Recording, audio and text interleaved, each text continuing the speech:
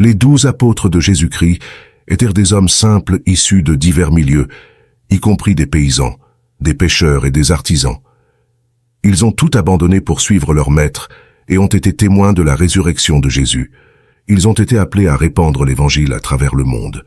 Cependant, leur mission ne s'est pas déroulée sans difficulté. Persécutés et martyrisés pour leur foi, ils ont sacrifié leur vie par amour pour le Christ. Leur mort ne fut pas le fait de cause naturelle. Chacun d'eux offre un témoignage poignant de leur loyauté envers leur maître et illustre l'extrême cruauté que l'humanité peut infliger à ceux qu'elle considère comme ses ennemis. Contrairement à ce que certains pourraient penser, les apôtres n'ont pas connu des fins communes. Leurs vies et leurs morts sont entourées de controverses et de récits mystérieux, parfois macabres. Dans cette vidéo, nous explorerons en détail les témoignages enregistrés dans la Bible, ainsi que les informations rapportées par l'Église et les historiens. Je vous invite à vous abonner à la chaîne, à cliquer sur le bouton « J'aime » et à regarder cette vidéo jusqu'à la fin pour découvrir l'histoire fascinante des 12 apôtres de Jésus. C'est parti. Simon-Pierre, souvent reconnu comme le chef des apôtres, a mené une vie dévouée à la prédication de l'Évangile. Après la Pentecôte, il est devenu un pilier de la première église à Jérusalem, s'adressant courageusement à la foule pour parler de Jésus, malgré les risques de persécution. Sa foi l'a conduit à voyager, propageant le message du Christ, jusqu'à ce que son chemin le mène à Rome. Sous le règne de l'empereur Néron, un persécuteur notoire des chrétiens, Pierre a été arrêté. La tradition rapporte que Pierre a été crucifié à Rome, vers l'an 64 après Jésus-Christ, sous le règne de Néron. Conformément à son humilité et à son sentiment d'indignité de mourir de la même manière que son Seigneur, il aurait demandé à être crucifié la tête en bas. Sa mort marque non seulement un témoignage de sa foi inébranlable, mais aussi le début d'une série de martyrs parmi les apôtres, illustrant leur engagement jusqu'à la fin. Cette fin tragique de Pierre sert de puissant rappel de la persévérance et du sacrifice.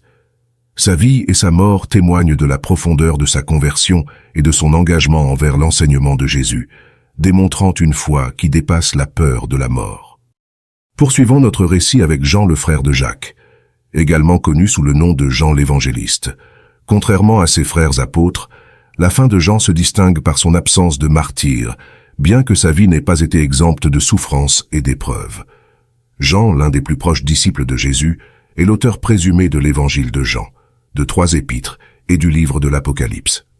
Après la résurrection de Jésus et la descente du Saint-Esprit à la Pentecôte, Jean a joué un rôle crucial dans l'établissement de l'Église primitive, particulièrement à Jérusalem et en Asie mineure.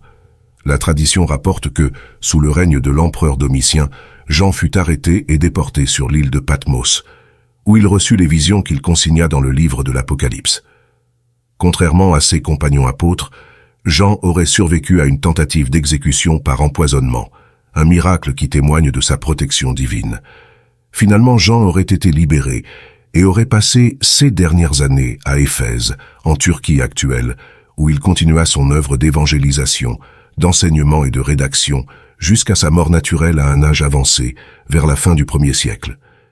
Il est le seul parmi les 12 apôtres à ne pas avoir été martyrisé, symbolisant la diversité des chemins que peuvent emprunter les serviteurs de Dieu. La vie et la fin de Jean l'évangéliste rappellent l'importance de la fidélité et de la persévérance dans la foi, même en l'absence de martyrs. Son héritage perdure à travers ses écrits, qui continuent d'inspirer et de guider les chrétiens à travers le monde. Jacques le Majeur. Jacques, fils de Zébédée, également connu sous le nom de Jacques le Majeur pour le distinguer de l'autre Jacques, fils d'Alphée. Jacques, fils de Zébédée et frère de Jean, faisait partie du cercle restreint des disciples de Jésus, présents lors d'événements clés tels que la transfiguration et l'agonie de Jésus au jardin de Gethsémani. Comme son frère, il a répondu sans hésitation à l'appel de Jésus, laissant derrière lui sa vie de pécheur pour suivre le chemin de Dieu. Le livre des Actes des Apôtres nous informe que Jacques fut le premier des apôtres à être martyrisé, vers l'an 44 après Jésus-Christ, sous le règne d'Hérode Agrippa Ier, petit-fils d'Hérode le Grand. Hérode Agrippa, cherchant à plaire aux Juifs, ordonna l'exécution de Jacques par l'épée, faisant de lui le premier des 12 apôtres à verser son sang pour sa foi en Jésus-Christ. La mort de Jacques le Majeur a eu un impact profond sur la communauté chrétienne naissante, soulignant à la fois la brutalité de la persécution qu'ils affrontaient et la force de leurs convictions. La perte de Jacques a également servi de catalyseur, poussant les apôtres et les croyants à répandre davantage l'Évangile, malgré les dangers. Selon la tradition, les restes de Jacques ont été transportés par ses disciples jusqu'en Galice, dans le nord-ouest de l'Espagne, où il est devenu le saint patron de l'Espagne et l'objet d'un pèlerinage majeur, le célèbre Camino de Santiago. Philippe. Poursuivons avec l'histoire de Philippe, l'un des premiers disciples à avoir été appelé par Jésus à le suivre. Contrairement aux premiers apôtres qui étaient principalement des pêcheurs, peu de détails sur la vie pré-apostolique de Philippe sont donnés dans les évangiles. Philippe était originaire de Bethsaïde,